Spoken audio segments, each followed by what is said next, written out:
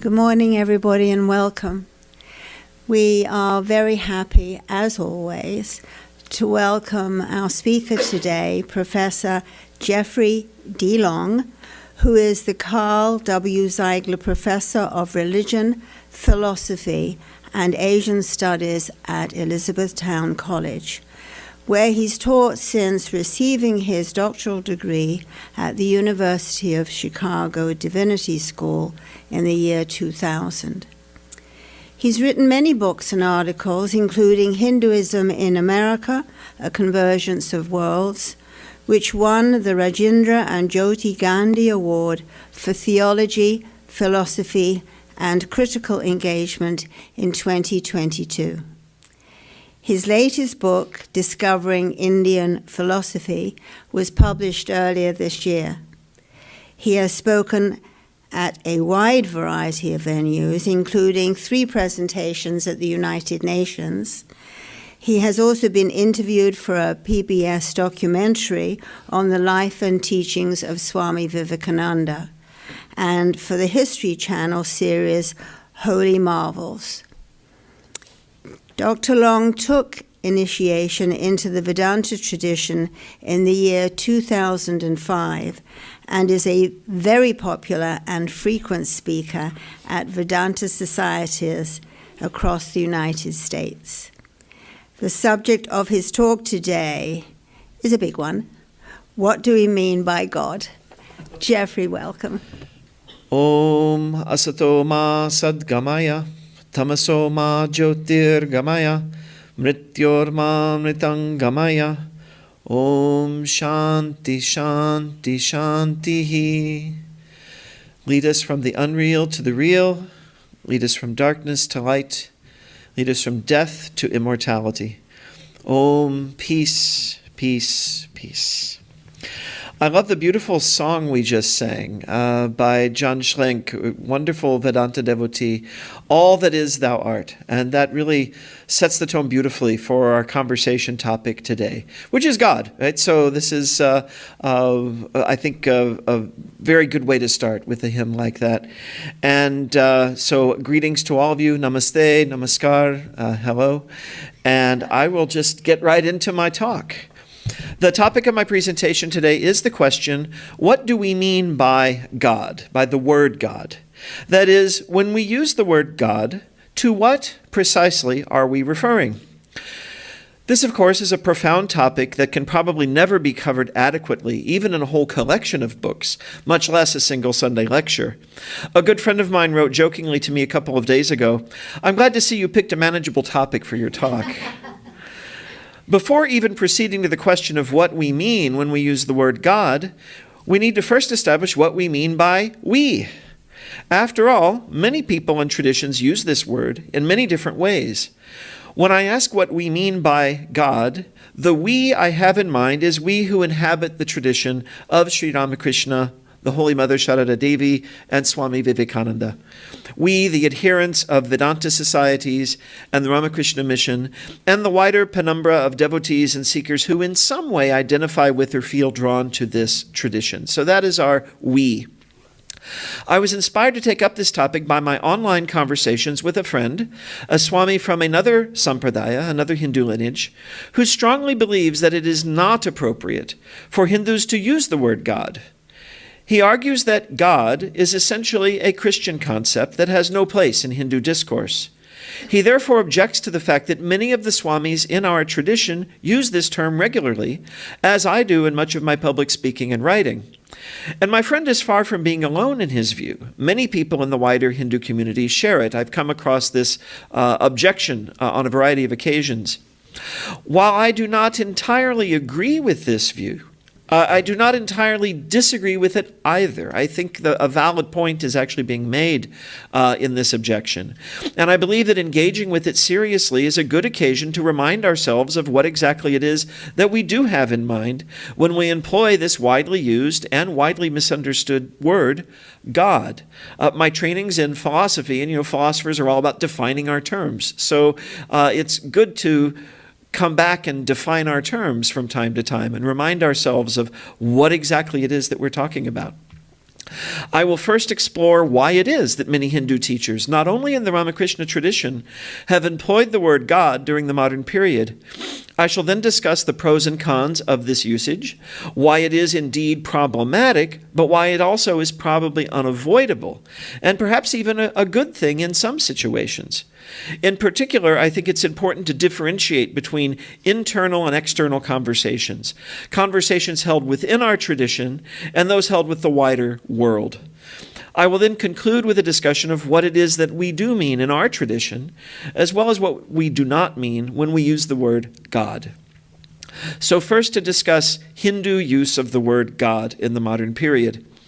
The easiest and simplest case that can be made in favor of Hindu use of the English word God is the fact that so many of our authoritative teachers in the modern period have used it, and they presumably knew what they were doing, right? Who are we to question or challenge that? The word God appears in 1,822 of the 4,817 pages of the complete works of Swami Vivekananda, if we use the Mayavati Memorial Edition. In other words, roughly 38% of the complete works of Swami Vivekananda consists of pages that contain the word God. And on each of these pages, the word typically appears multiple times. I didn't try to count how many times the word itself is used. Definitely in the thousands. If one of the founding figures of our tradition and one of the most revered figures of modern Hindu history used the term God so often, this would appear to decisively settle the issue of whether Hindus can utilize this term. If it was good enough for Swamiji, is it not good enough for us? Moreover, Swami Vivekananda is far from being an outlier in this regard. The word God appears on 194 of the 365 pages of the original 1946 edition of Paramahansa Yogananda's classic text, Autobiography of a Yogi. This is 53%, or more than half, of a book which has served to draw countless seekers to explore Hindu thought.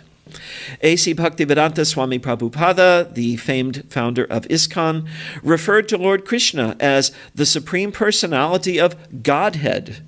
Maharishi Mahesh Yogi often spoke of the grace of God, writing that, quote, "You are born in the light of God. Every individual by birth has been projected on earth in the light of God."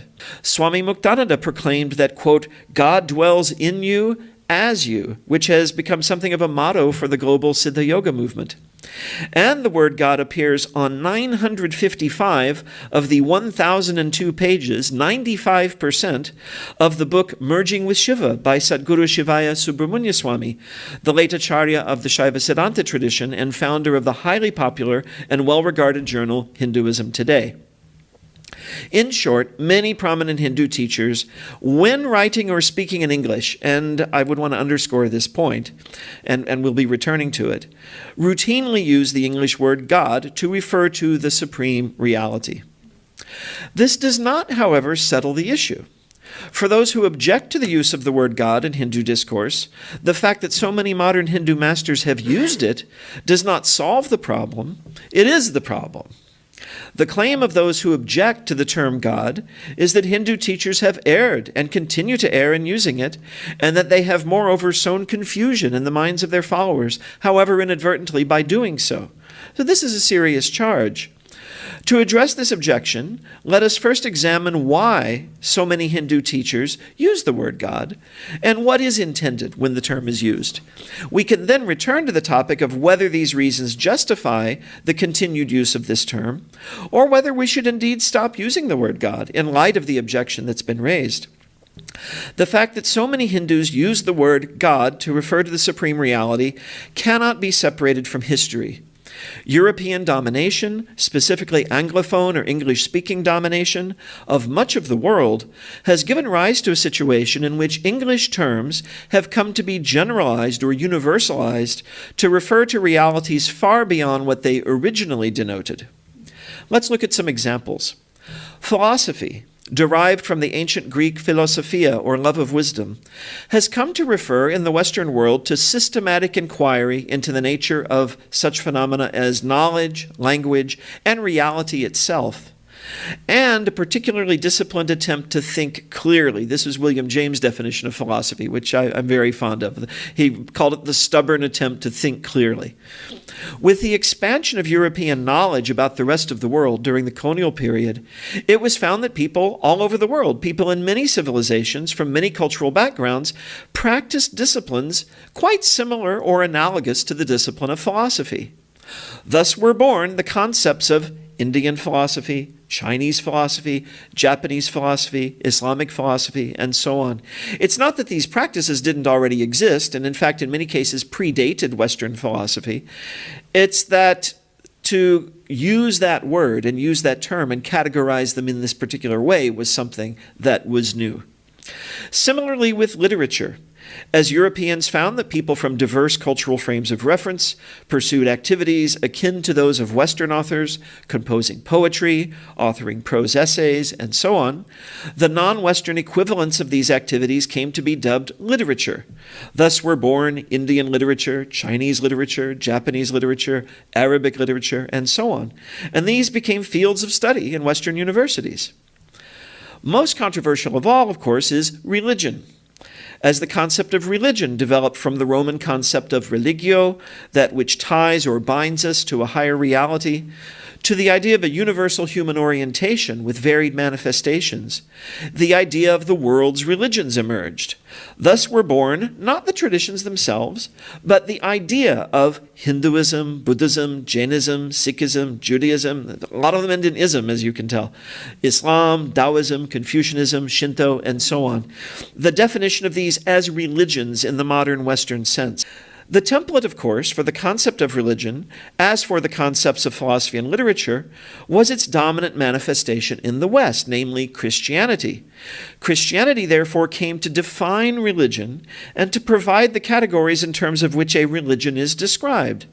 In other words, to be a religion, a tradition needs to have elements like a scripture, a church, a liturgy, a moral code, and, of course, to the point of our talk today, a god, or gods, with a lowercase g, thus indicating the bias that polytheistic traditions are somehow deficient in comparison with monotheistic ones. So this was all inherited by modern scholarship, even among scholars who themselves did not necessarily profess Christianity. It was the cultural template that was inherited.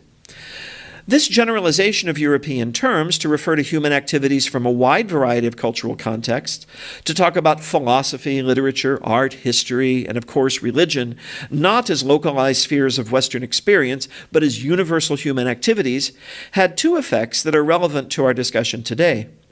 First, and this is the heart of the objection to Hindu use of the term God, it served to distort non-European cultural realities by in effect forcing them into a Western Christian mold. To focus just on India for a moment, darshana, strictly speaking, is not philosophy, even though it is in many ways analogous to it.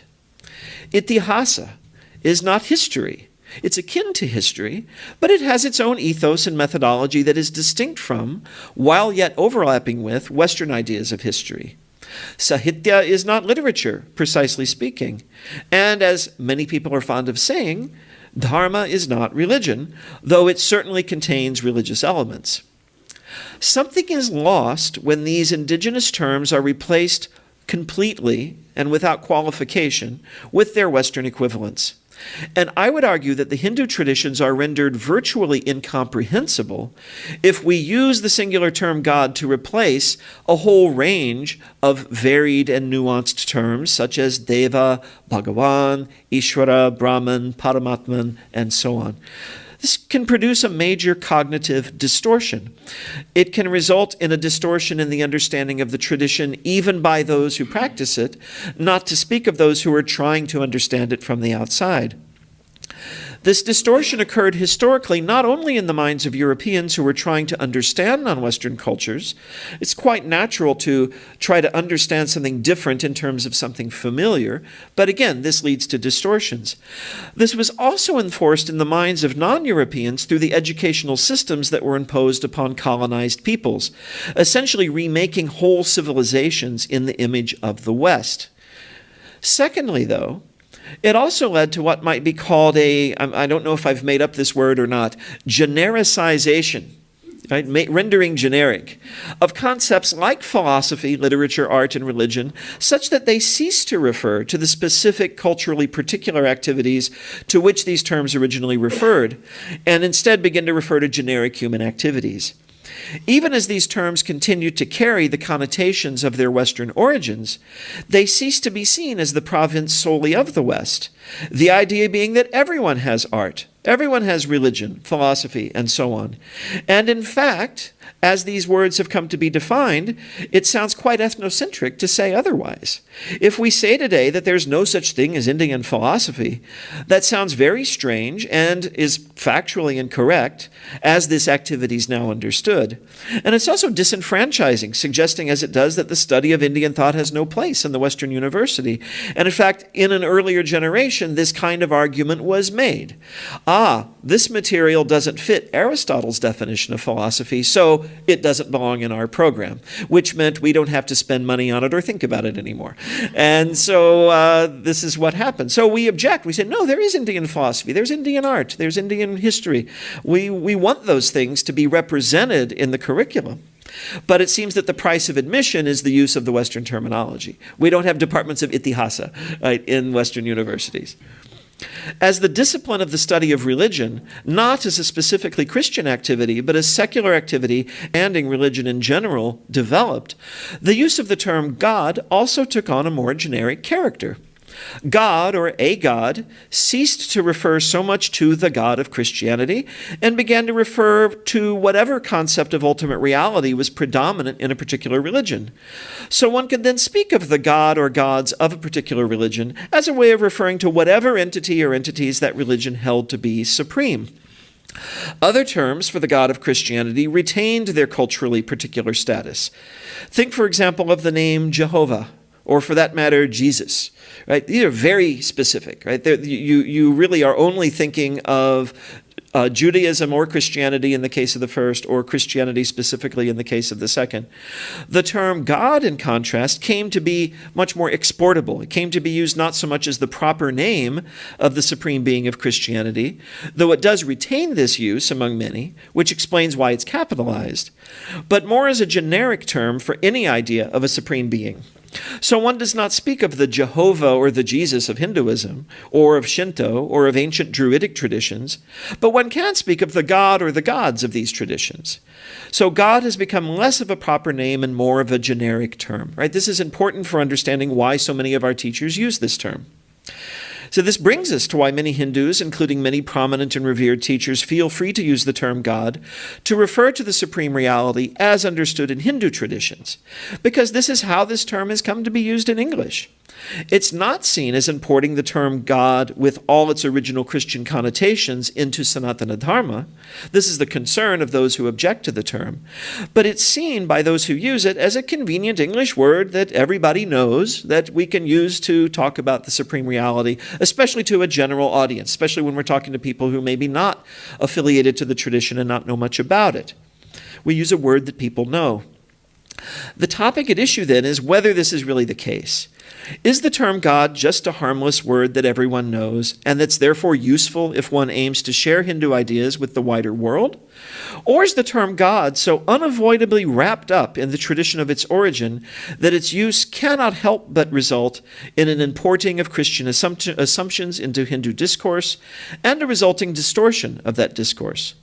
This is the issue we need to address. And I want to acknowledge, before I begin addressing it from my perspective, that I think it's unlikely that there will ever be agreement on this topic, that the views about this are fairly strong, whichever stance one takes.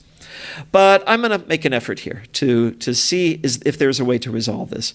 So I call this next section, this sounds funny except for the word God is in quotation marks, but I say the pros and cons of God. Right? So the word God, right? Not God. What is lost when Hindus use the term God in place of the wide range of subtly different Sanskrit terms that refer to ultimate reality? Terms, again, like Deva, Bhagavan, Ishwara, Brahman, and Paramatman, to mention only a few, is that Hindu discourse becomes deeply impoverished. Entire schools of thought and systems of practice, darshanas and sampradayas, are based on the distinctions among these concepts, as we shall see when we explore the question of what it is that we mean by God in the Ramakrishna tradition. As objectors to this usage also point out, this usage can further distort the tradition by importing assumptions that are not part of any Hindu tradition. A central role of God in Christianity, for example, is the role of creator. This includes not only the creation of the world as a whole, but even of the souls of every living being. According to mainstream Christian thought, though there are noteworthy exceptions to this, God creates everything ex nihilo, that is Latin for from nothing. This is in direct conflict, though, with Hindu thought, in which the jiva, the life force of every living being, is not created, but eternal. As Lord Krishna states in the 11th verse of the 2nd chapter of the Bhagavad Gita, "Never was there a time when you and I did not exist, nor will a time come when we shall cease to be." I vividly recall sharing this view with a prominent Christian philosopher, someone whom I respect a great deal, whose spontaneous response to the idea of eternal souls was, "That's weird." It's a different assumption, right? Very different assumption.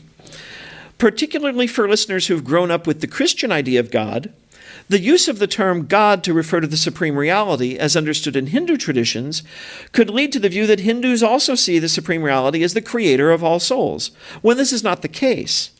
Even the universe itself is seen in Hindu thought as continuously emerging from a pre-existing substance, such as the Prakriti of Sankhya philosophy, or from the divine essence itself, as the various systems of Vedanta teach. Just like the hymn we just sang, "All that is, thou art." Again, there are certainly many Christian thinkers, such as process theologians, who agree more with Hindu thought on this topic than with the idea of creatio ex nihilo, right? No tradition is a monolith. But this is a minority view in the Christian tradition as a whole. More examples of this kind could be cited of how the term God limits or distorts Hindu discourse if it's used with no stipulations on how it's being used, or of which specific Sanskrit terms it is translating. Now, to be fair to our Hindu teachers, they have, of course, been fully aware of the limits of the English word God.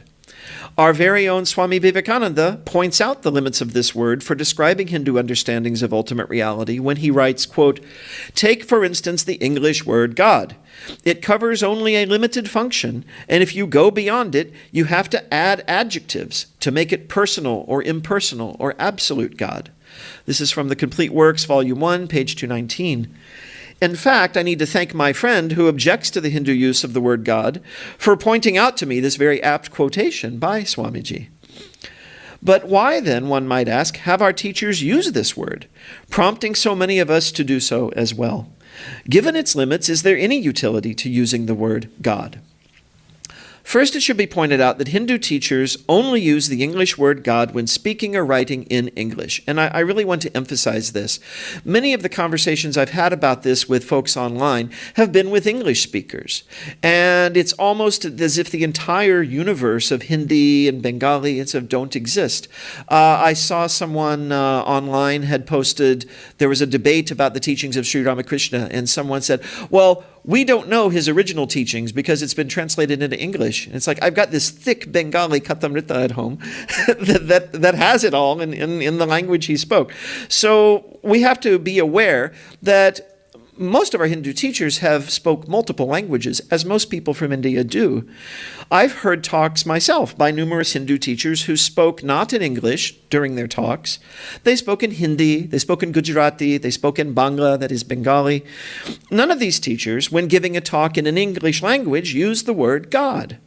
They used the appropriate terms in their given language, which were themselves derivative from Sanskrit. Sri Ramakrishna himself taught not in English, but in Bangla. The term he used most often, and I have to thank Swami Medhananda for looking this up for me, the term he used most often was Ishwara, based on the Sanskrit Ishwara. He also, depending on the context, used such terms as Brahman, Nitya, Leela, and the given names of specific Hindu deities, his favorite, of course, being Ma Kali, the divine mother of the universe. Swami Nikhilananda, when translating Mahendranath Gupta's Sri Ramakrishna Kathamrita as the Gospel of Sri Ramakrishna, rendered Ishwar as God. He left most of the other terms untranslated and then provided their definitions in a glossary. It's certainly logical that when Hindu teachers or authors speak or write in English, with a primarily English-speaking audience in mind, that they'll use an English word to refer to the supreme reality.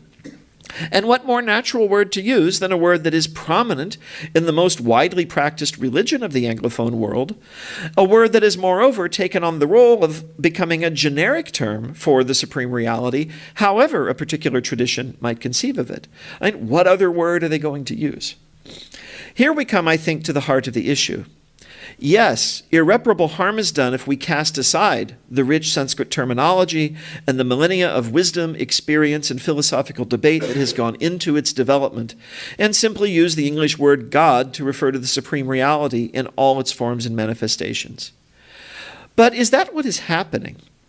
Perhaps it is in some cases, such as when Hindus in primarily English-speaking environments are not being educated in the terminology and the nuances of Hindu traditions, a source of great anxiety to many Hindu parents with whom I've spoken.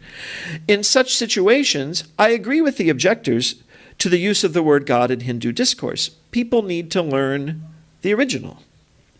Something else, however, is lost, and a kind of self-imposed disenfranchisement occurs if we also insist that anyone who wants to learn about Hindu traditions must first learn Sanskrit, or at least a few Sanskrit terms, and only then can they have access to the wisdom of the traditions. Countless seekers whose lives have been positively transformed by traditions like Vedanta, who've gone on to become swamis and pravajakas in our tradition, would probably have been dissuaded if this was insisted upon by their teachers. I want to come and learn the meaning of life. Tell me what Vedanta says about it. Well, here, go and learn Sanskrit, and then come back to me after a year. Maybe that could test the dedication of a person, but it's likely to dissuade people. So this has been the wisdom of our modern teachers when engaging with the English-speaking world. They've used an imperfect but familiar term to at least introduce their audience to the ideals of the tradition. But it's not that that is where people would stay, right? They've then later qualified this term. They've talked about, as Swamiji was saying, the personal God, God the Absolute, and so on. And once this introduction has been made, then the more nuanced, specific, and beautiful terminology of the tradition can be learned. And this can become a lifelong process. One can begin with the word God, but one does not stop there. I'm reminded of Swami Vivekananda saying that it's good to be born in the church, but it's bad to die in it. Right? It's okay to start with this word, but then you learn these deeper, more nuanced concepts. For better or for worse, English has become something close to a universal language in which persons from diverse linguistic backgrounds can communicate their ideas across cultural and religious boundaries. It allowed a Swami raised in Bengal to speak to Americans in Chicago in 1893 and forever change the course of history. Does this mean we should stop using other languages and all take up English? Absolutely not. We have to resist Anglophone dominance. I say this as a native English speaker who loves English literature. On the contrary, given the dominance of English, it is all the more important that other languages be encouraged so the distinctive nuances they give to global discourse, the wisdom these languages contain, will not be lost. I own numerous English translations of the Bhagavad Gita. I've got a Bhagavad Gita shelf in my office at home. Each has its own advantages and disadvantages. But I did not feel that I had really read the Gita until I learned to read it in Sanskrit, which was quite a few years after I started reading translations. Translations are never perfect. There's always something, as the saying goes, lost in translation. Many Sanskrit terms are, as others have argued, untranslatable if by translation one intends a direct one-to-one correspondence between an English word and a Sanskrit shabda, right, a Sanskrit word.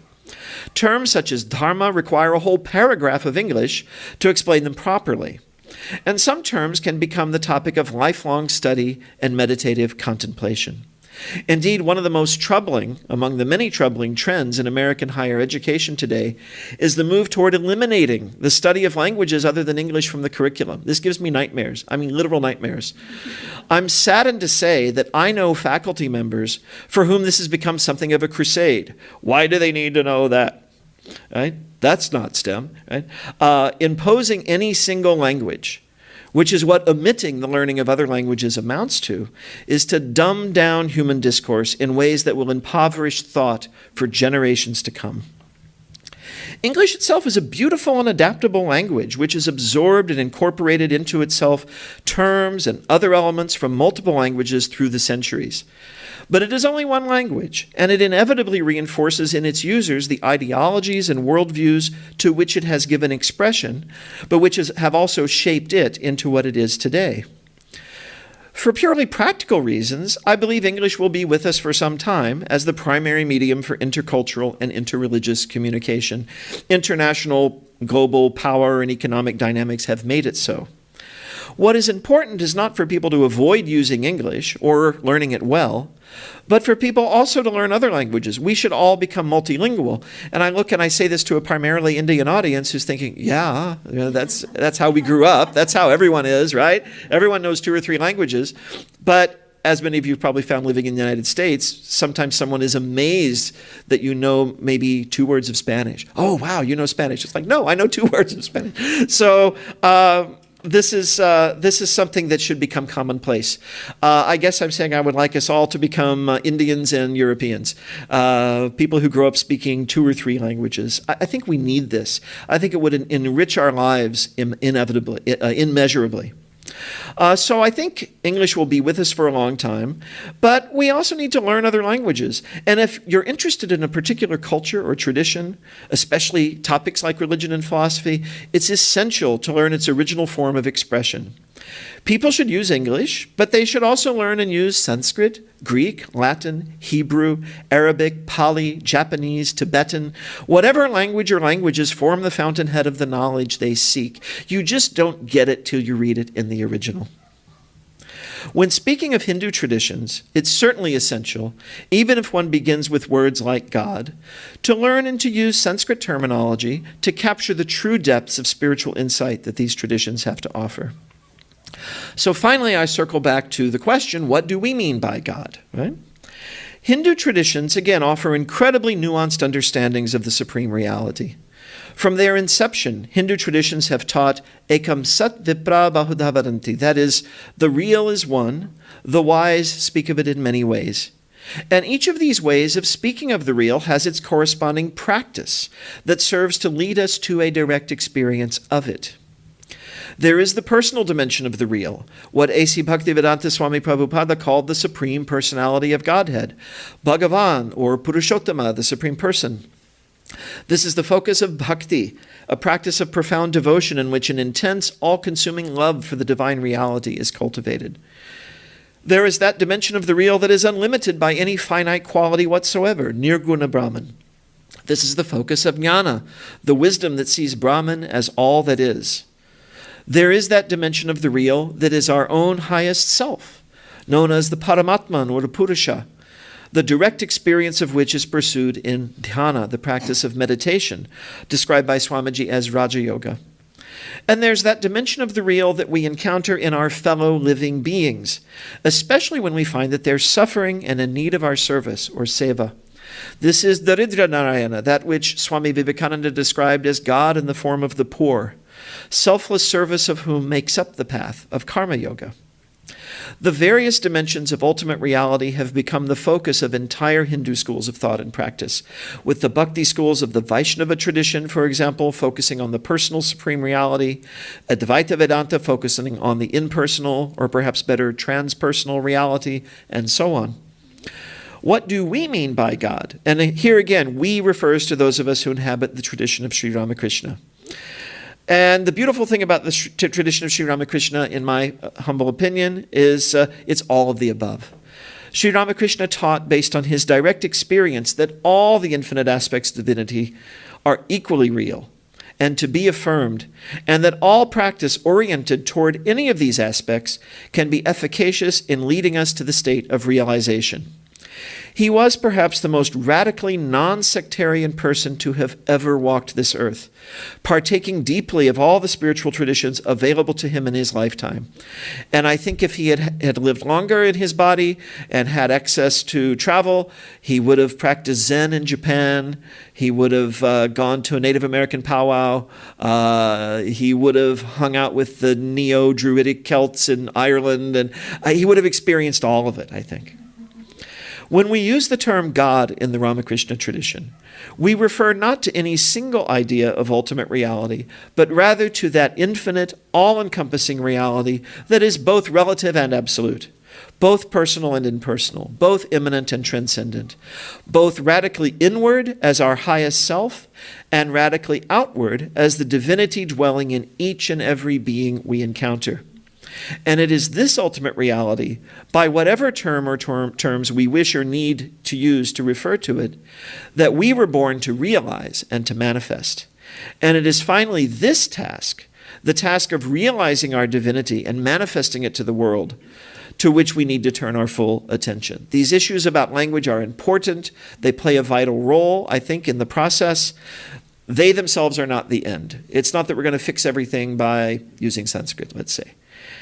If I may close with the words of George Harrison, I want to be God conscious. That's really my only ambition, and everything else in life is incidental. Om Sri Ramakrishna Arpanam Mastu. Thank you all. And do we have time for questions? Okay. Thank you so much for the lecture. So the concept of God, it seems to me that it's like a working concept in history. You said that, God is not devoid of history. Yes. The idea of God. So I think also, transpolating what is going on, what it went on like in Christianity, and prior to, prior to Jesus, there was the idea of God, and there was a very different of God during Jesus and after. Yes. We have the Jewish idea of God that you mentioned, Jehovah. Right. And that idea of God was formless, was just transcendental only. How could God ever have a form, even a human form? That's unthinkable. That was a big clash there. Yes. Big revolution. Yes.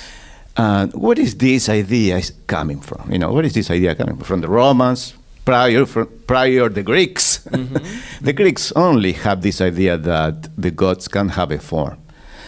Okay, so it seems to me that it's always a clash of concepts of God when there's a clash of cultures, right? And this is going on right now. So the idea of God is an evolving concept. Yes. And I think we also need to, welcome the ones outside of religion, such as, the non-religious, the atheists. How would they define God? They may disagree with this idea of supreme reality. Right. Of course, because there's only one reality for them, only one. So, but how come they can discuss with us, the ones that have faith on something? So they label it, right? They had to come up with a concept in order to address the topic. The only way I can think of is, the way it was thought way back, which is, it is a transcendental being. God is a transcendental being, and we can all agree. Until only there is a transcendental being.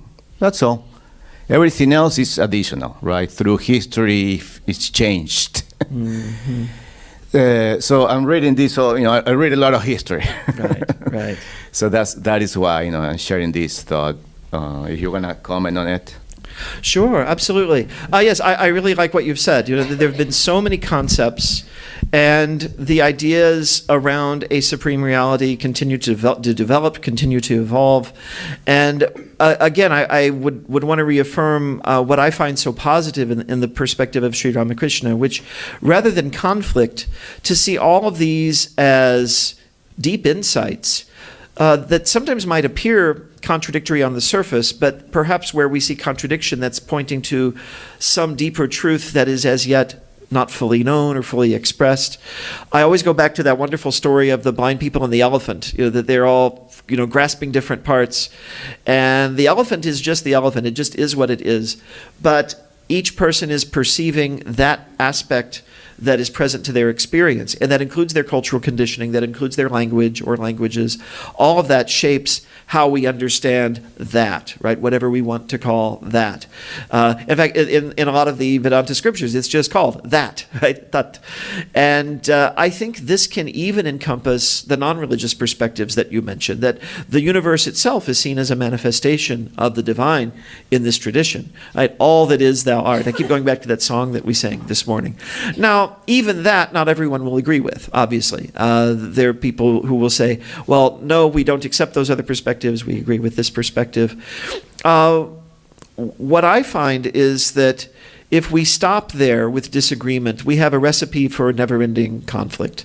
And pessimistically, maybe that's where the world is headed. Maybe we're just going to all keep fighting. But Swami Vivekananda once said that if you hope that your perspective, whatever it may be, is going to triumph by destroying all the others, he says that is a vain hope. It will never happen. And if you look at some of the great philosophers, both in India and also in the Western world, I'm thinking of Hegel, right? For every great idea, the idea itself, in a sense, postulates its own opposite, because all you need to do is take any great idea and say, yeah, the opposite of that, and then you have the opposition, right? You have the thesis and the antithesis, and so and these arise through history, and I think it is an evolution. That's my more optimistic view, is that this is an evolution. And to again quote Swami Vivekananda, he said, "This is God's wonderful book, and it's still being written." And he says he not only honors all the traditions of the past and present, but even those of the future that have not yet come, right? Can we even imagine what we now call religion, what it will be in 1,000 years? In one of the last sessions of one of my courses this past semester that just ended, I spent a day talking about the Zoroastrian tradition, today practiced by not quite 250,000 people, but it was once the world's largest and most widespread religion. You could not imagine a time when there would be no Zoroastrianism. The mighty Persian Empire, extending from Greece to India, taught this tradition, and it left its impact both in the traditions of India and in the Abrahamic traditions. And now most people have never heard of it. And what will happen in the centuries to come? There may be yet new manifestations, new understandings that we can't even fathom currently. And just imagine when we turn AI loose on questions of ultimate reality and so on. I mean, what might happen? And so imagine, and I've talked about this before at the Vedanta Center, when or if we ever encounter intelligent extraterrestrial life. And their perspective may, again, be something very radically different from what we can even fathom now.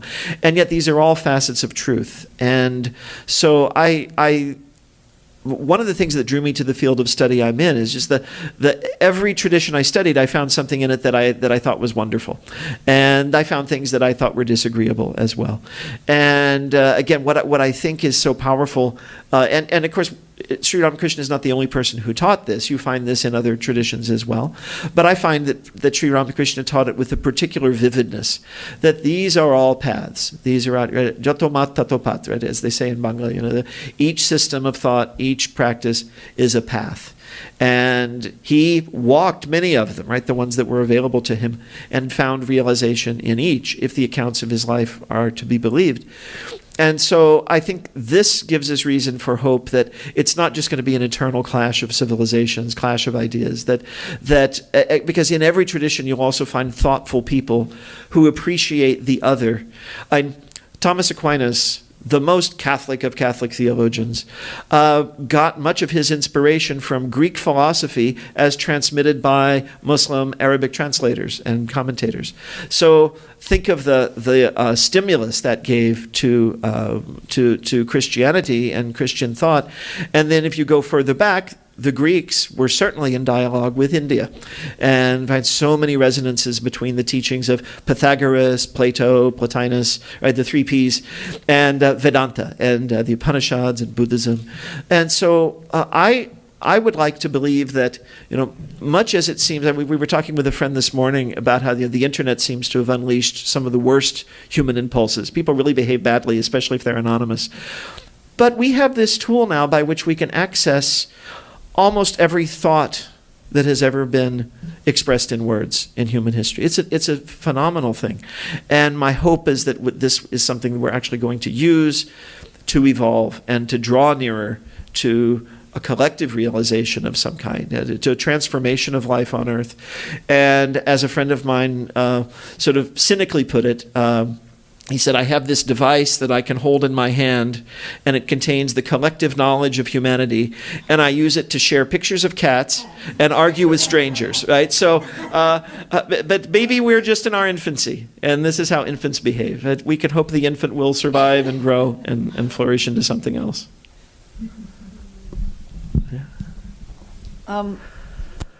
Thank you so much, Jeff. That was brilliant. In ancient times, when I was in Sunday school, I was taught that people believe that, before the ancient Hebrews, learned of the one supreme God who is the creator of everything, that people were polytheists and nature worshippers. So I was essentially taught that people who believed in many gods did not know at all that there was a one supreme reality. And then as the years went by and I became a historian of religions, and at a certain point I actually went in search of this information. As far as I know, there's no culture in the world that has a religion, even if they venerate or worship ancestors, spirits, and spiritual beings in nature and all of that. All of the cultures that we know anything about that have religion, and religion is a human universal, and we're not going to discuss what is religion yet, but the religious traditions all know that there is a supreme reality. Mm-hmm. Mm-hmm. And so that polytheism is actually an insulting, inaccurate terms. Sorry to call you, it's like I tell my students in the Survey of the World's Religions, I will never in this class use the term polytheism. Mm-hmm. And I also won't use monotheism, because the only true monotheism, it's maybe the Zoroastrians, but Islam, is a kind of a true monotheism. But they reject the Trinity.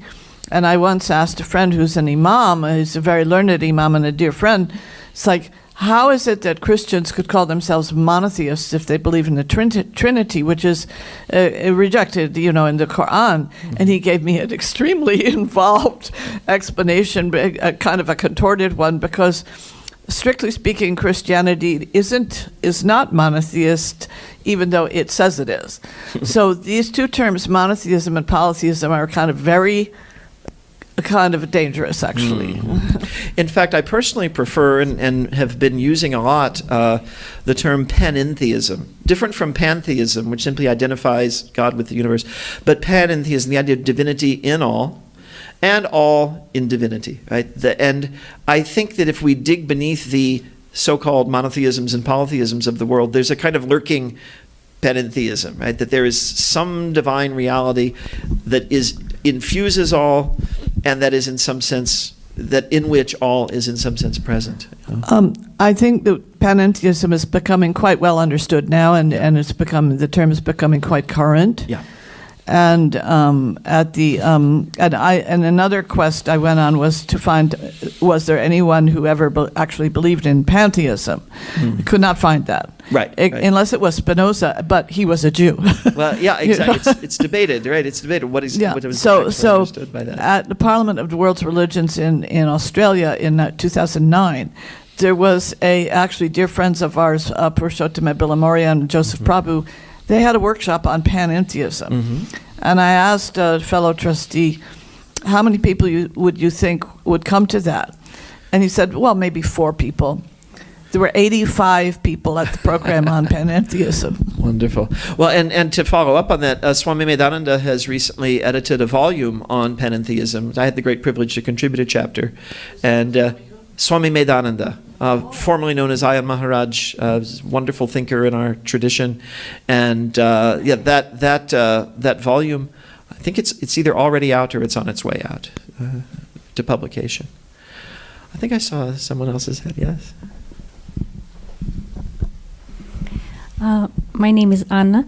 Thank you very much for touching this topic about language and connection to the mentality. It is my own favorite topic, because I have my own saying that linguistic is the most honest religion, because when you see the way mentality and language developed, co-influencing each other, And especially if you know that people lived for example, let's say ancient people lived in cold climate somewhere near the Siberia or whatever, or in Tamil Nadu where it was warm. Of course, it will be different patterns, different languages, different articulation apparatus, and also different language will form your religion, your view on the world. I love this very much. Yes, exactly. And so my question, actually, I have a view. I would like to know your opinion. Once upon a time, there wasn't God as we know him now, or her, or it.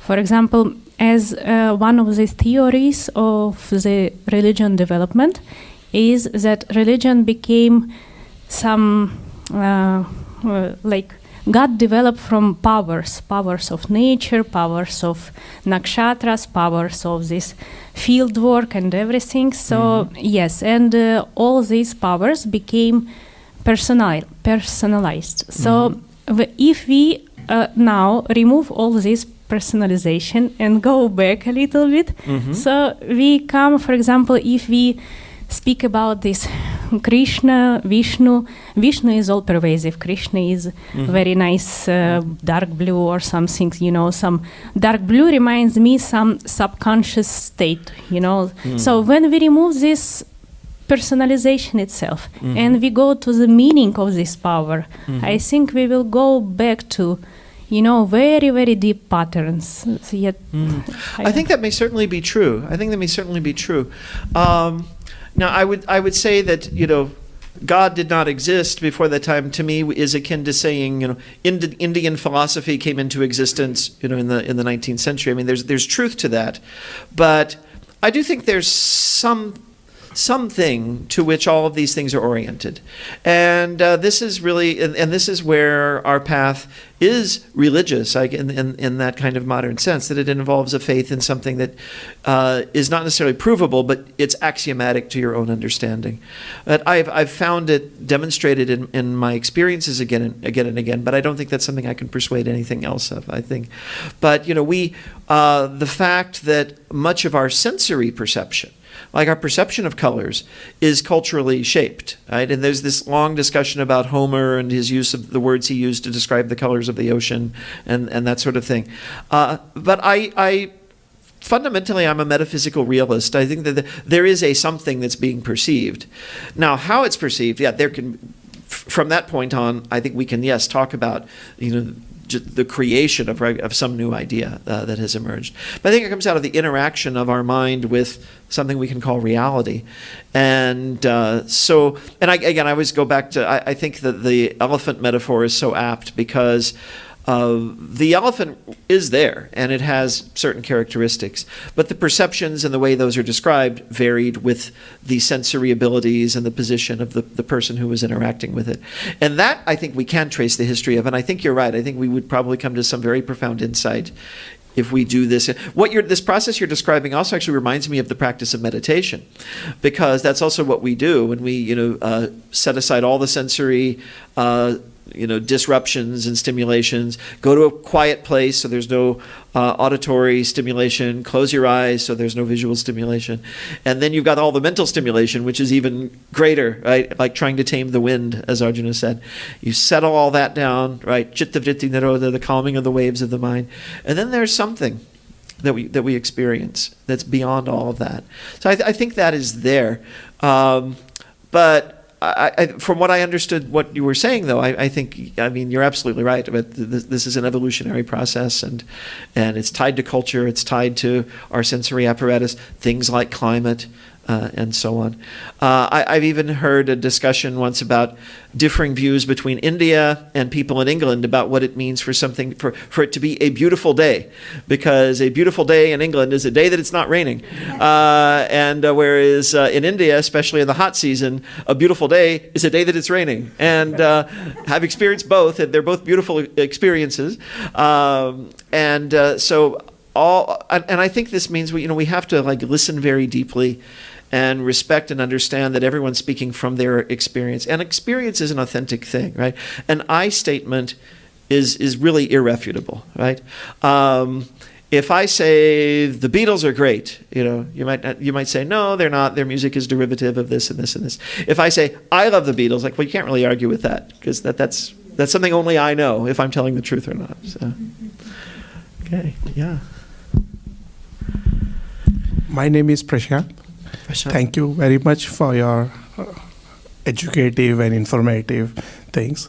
There's a specific thing from your conversation. I'm just pinning it down to one because I come from the Jainistic tradition, though I was not conditioned. Yes. You mentioned about the elephant metaphor. Yes. Which is part of the Jainistic very much thinking. Part of it. Yes. And somehow I never quite agreed with that idea.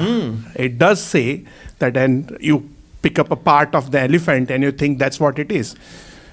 My thinking was that you do not know the elephant in a whole and you just know it in a part and you ended up liberty. I think it's a restrictive thing, not expansion, and one needs to get away from the clutches of the organized religion, organized thinking, and just have more and more expansion to wherever it leads you.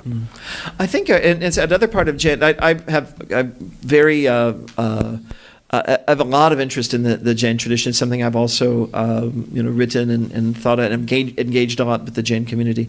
There's this wonderful idea of anikantavad, and that there are truths which can appear contradictory, but they can both be true. And when I talk about this idea of multiple perspectives and like the parts of the elephant, I want to emphasize the positive, and I'll say, well, this means that there's truth in all traditions. It also means there's falsehood in all traditions. And we can take the same instrument and say, well, they have this blind spot and this blind spot and this blind spot. Typically what happens is that people get very upset with you. But as a seeker, I think we have to do that, right? We have to say, I know I was talking with someone, a very good friend of mine, but we disagree deeply on most of these issues. And she was talking about various aspects of Hinduism that she found objectionable. And I said, well, I don't agree with that either. That's a problem. And she says, oh, you're picking and choosing. And I was like, yeah, that's what, I have a brain. We have to use viveka. We have to be discerning and not just, we don't just blindly accept it. I think blind acceptance is, it's an important stage, I think, where people need some kind of foundation with which to then embark into the world. So I think it's like Swami Vivekananda said, it's good to be born into the church. But then we leave and start thinking independently when we realize there's more, when we realize that's just a small part. And we go, I think, through skepticism, which I think is also a very important phase of life. I think eventually what I've found is that we reach a point where that's not enough. When we experience loss, when we experience pain, and then we sort of go back to some of these things that we learned growing up, but with a deeper understanding. We no longer accept it blindly in a childlike way. We say, okay, this is useful knowledge, this is wise, this is helping me get through this very difficult life that I'm experiencing. And I think that there's a great term for that. There's a French philosopher named Paul Ricoeur, Christian thinker, and he used the term the second naivete. So we get our faith initially in a sort of naive way. We believe it because our mother told us, or grandma told us, or the priest told us. Then we become skeptical. We learn when we go to school and we learn about evolution and we say, okay, that's not right. And then we come back to it, but with that deeper understanding. And I think that's the way I see it. That part of that deeper understanding is also being able to appreciate the truth in multiple views, and also to see that they're all imperfect in various ways, because they're all partial. They all exclude something. There's this fantastic phase of painting where abstract artists tried to depict the whole of an object, the front, the back, everything. But to most viewers, it looked like nothing, right? And so it's something our minds can't grasp. We almost need to limit things in order to understand them. But if we do that with the humble awareness that that is what we're doing, and not dogmatically assert, well, my view is right, then I think we're on the right track. Otherwise we become like what Swami Vivekananda called the frog in the well, right? That the other frog falls in and says, I'm from the ocean, and the frog in the well says, oh, what's the ocean? Oh, it's like this, but much bigger. And the frog in the well said, there's no bigger body of water than my well. And then of course then we get conflict. Everyone's fighting about whose well is better. And so I think that we need to pull away from. But if we can draw from all these wells, I think we'll all be much better off. Like Ramakrishna did.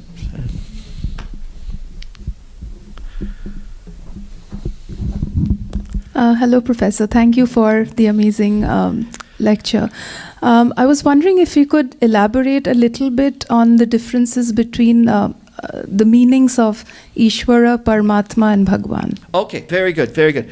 So, Ishwara is often translated as Lord in English. That's not a perfect translation, because there's no such thing as a perfect translation.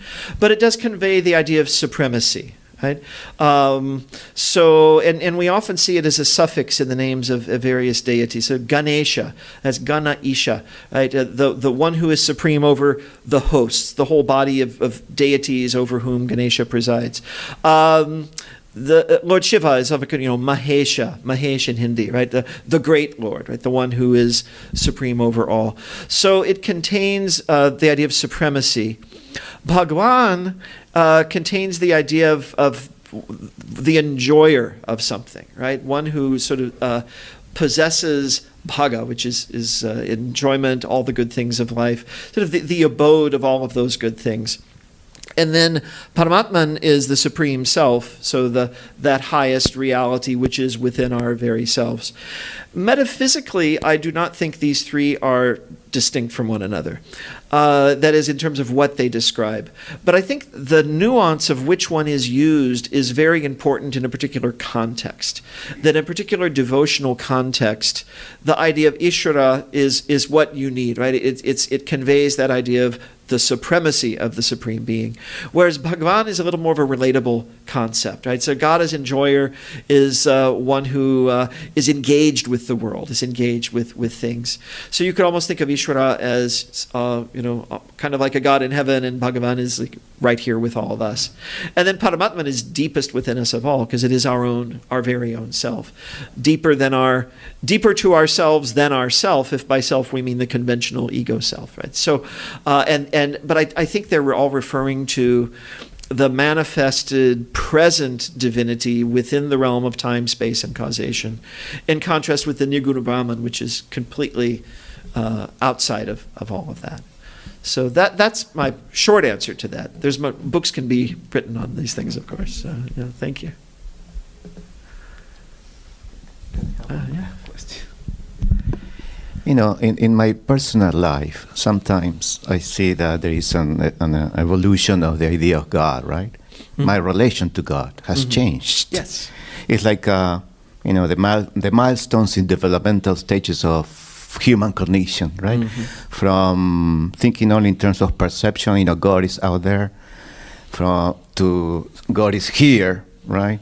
God is upadana karna, material cause, efficient cause, nimitta karna. And then later, now, being exposed to Vedanta tradition, Brahman is Atman. Big statement, big thing.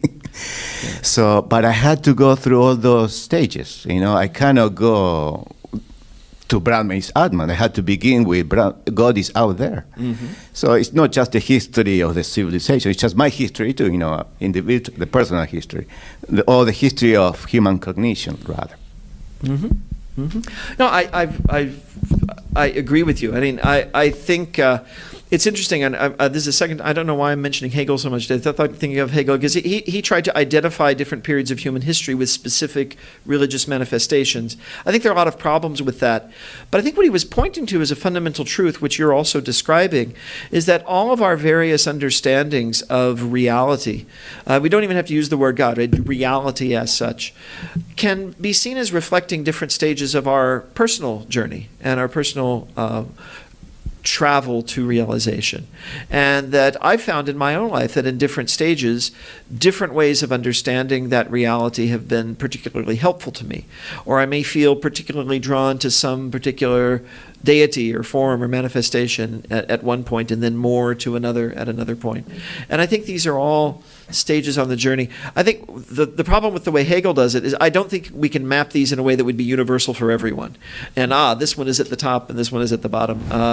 It's one person's highest realization may be someone else's starting point, and vice versa. So I think we have to respect that because it's infinite, right? So if it's infinite, then it's very difficult to trace it all in any definitive way. But we each experience it in concrete ways that we can connect with these ideas, I think. And that's where the study of these traditions is a wonderful thing. If you're also a seeker, right? I mean, this is my big open secret that I went into this field not to objectively study religion. I don't even know what that means. But so I can understand these things for myself. And it's a wonderful journey. And it's a wonderful journey to share this with people in the Vedanta Society, to share it with students. That's a different context, so I do it in a somewhat different way. But, they're not gathered for satsang. They're gathered there to get a grade. But still, you're conveying the ideas and communicating and spending your time doing that. And I'm very grateful to be undergoing this experience.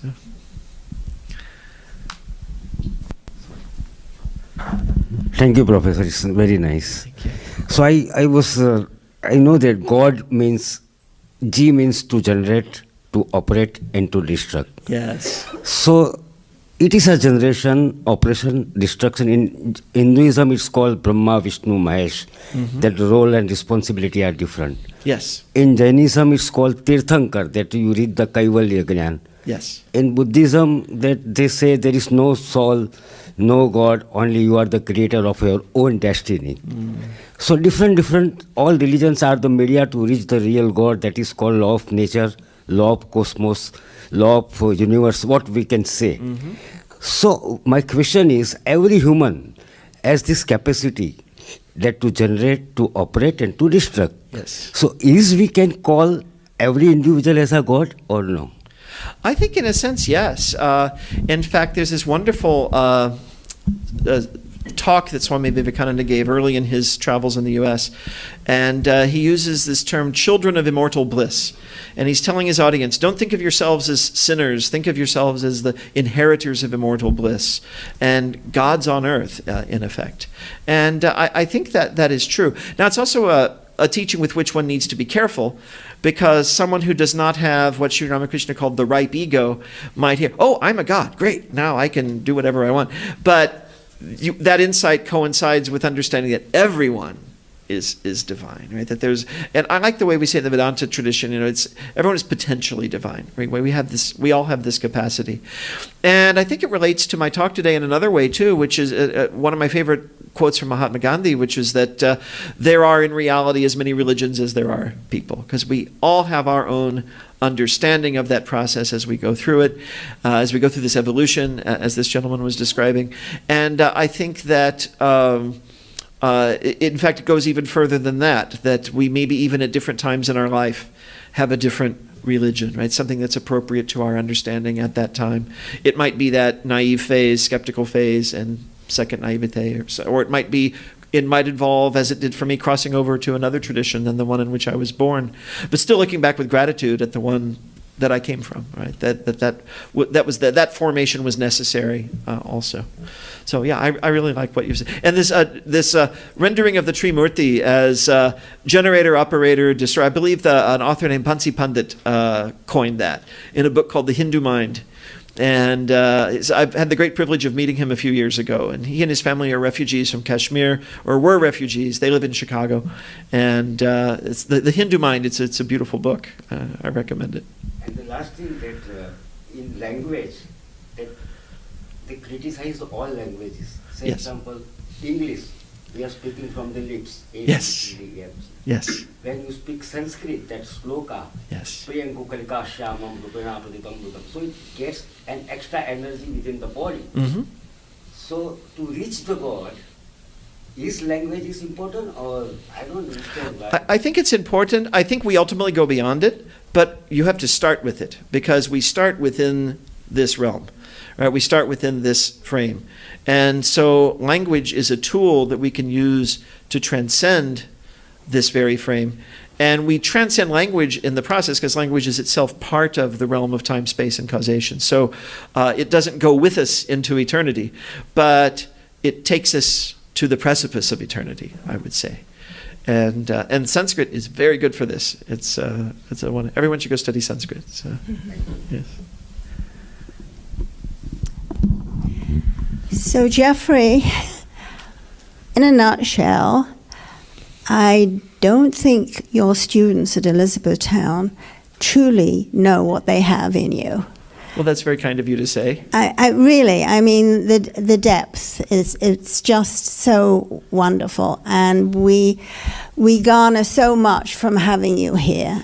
And come back again, you will, I'm sure, with Maha. So you'll come and see us again soon, I hope. Oh, thank you. The feeling is entirely mutual, and I'm always happy when I get that little email from you saying, it's that Guess time who? again. So, as I've said here before, the only bad thing is I come here when Swamiji is traveling, so I don't get to see you. So when do I meet my friend Swami Savapriyananda? We bump into each other occasionally. So, I know. We have to try to plan that better. Yeah, yes. exactly. Well, thank you all. So thank you. Thank you again. Thank you.